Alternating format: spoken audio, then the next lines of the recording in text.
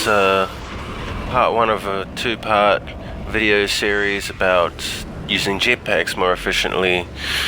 Just a little video for some new players. In this part I'm talking about the boost, meaning you hit jump twice and you boost in one direction. Here I'm going to do it 3 times, just as an example. 1, 2, 3, and the meter on my right there, that's just recharging now. That's the jetpack meter that I've just used up. 3 boosts per jetpack fuel. Waiting for it to charge all the way back up again so I can do it again.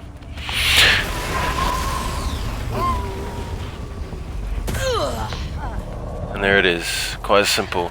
Now, I also wanted to talk about the effect of boosting uphill versus downhill. So here I'm going to boost uphill while holding forward on the movement directional thumbstick.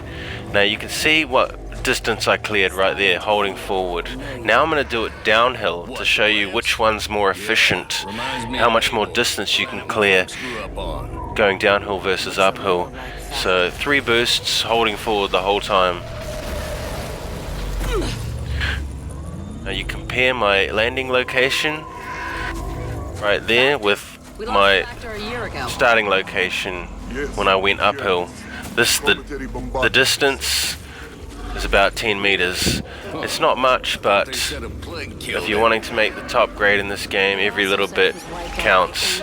So also going downhill gives you aerial view while you're floating.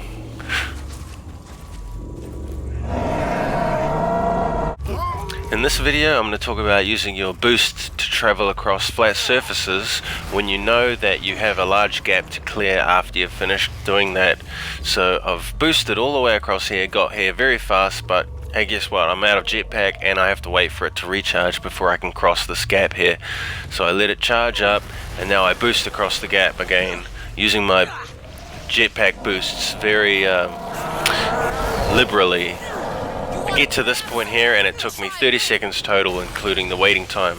Now I'm going to go back and do it again, except this time I'm not going to boost. I'm just going to use my jetpack very sparingly, and I'm mostly just going to walk across or run across the flat surface.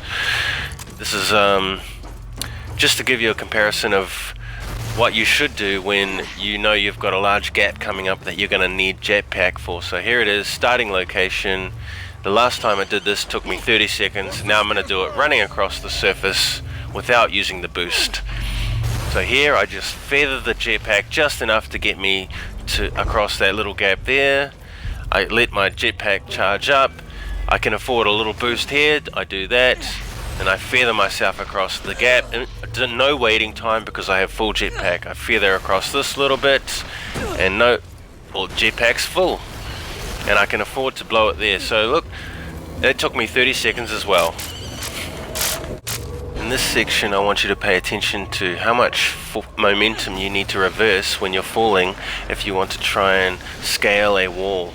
Handy to know, because if you're not going to be able to scale the wall before hitting the ground, you may as well not even have tried and kept your jetpack fuel. 3 examples, that's 1. This is number 2. Healing field is recharged. Falling. Took me that long to reverse the momentum. This is a little bit more of a doctored situation, but relevant nonetheless. So I've got to reverse my falling momentum before hitting the ground, and I can do it there quite easily because I wasn't falling very fast. This one I'm going to be falling very fast, and I got to reverse the momentum before I hit the ground, and I do it.